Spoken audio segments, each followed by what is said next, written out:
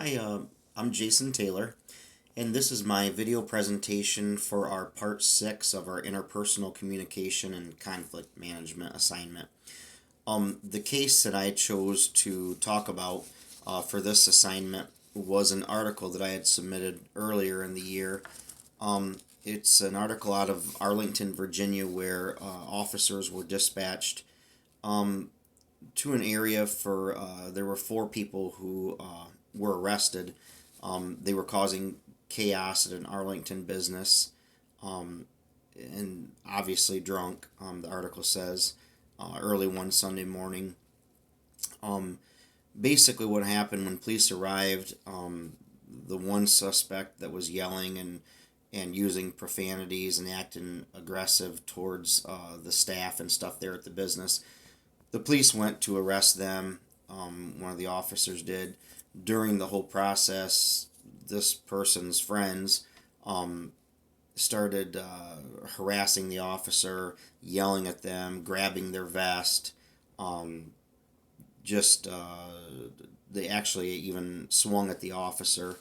Um, and anyways, to make a long story short or whatever, it's just the officer handled it in a really really good way. The four people were all arrested and taken in for disorderly conduct. But anyways, to the questions that I wanted to address, for this particular case, I feel like it was a positive example.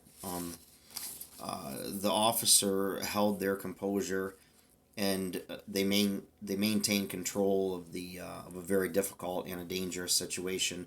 When you get people like that are drunk and drinking and intoxicated and already a problem, when they start to become aggressive towards officers and stuff, it can get out of hand really fast. And sometimes officers are put in a situation where they have to decide if it's life threatening or not, and just how far to take it. And I feel like this officer did a wonderful job of holding their composure. They maintained control of the situation, even when they were being swung at and grabbed and things by the other suspects.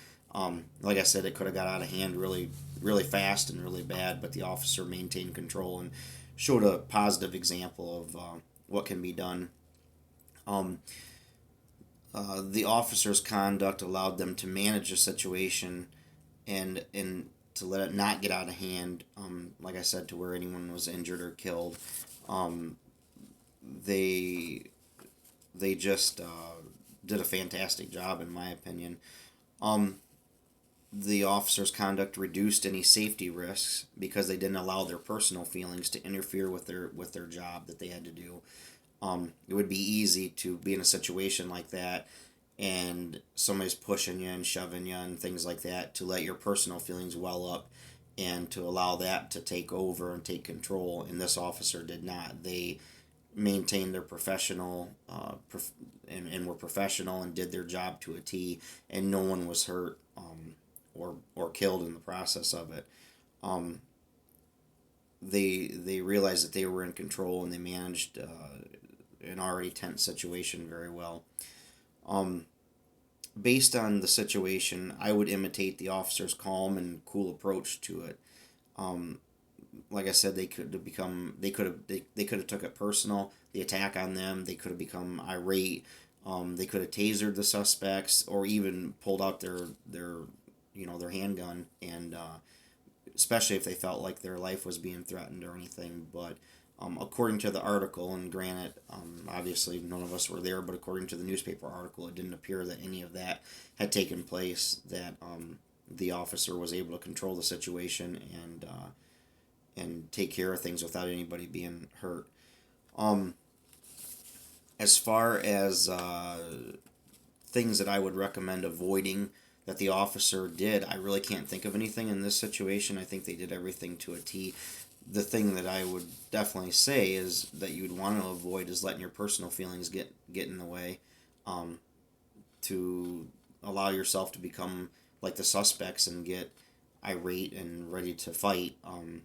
There's a time and a place for that, but obviously the officer did their job, and that didn't happen. Um, if I were involved in this same situation, the fourth 3 to 4 effective skills that I would try to remember to do is remain calm like the officer did.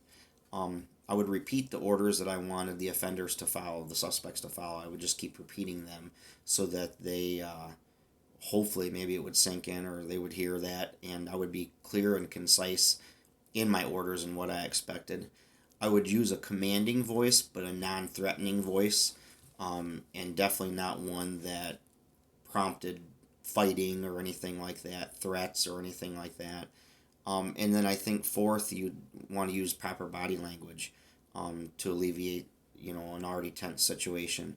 You wouldn't want to threaten the suspects or even like start posturing in like a fighting stance or anything. I mean, unless it came right down to that. You want to try to handle the situation as cool and calm as what you can and try to take some of that stress out of the whole situation. So, all in all, I think the officer did a fantastic job. I don't know. It would be hard.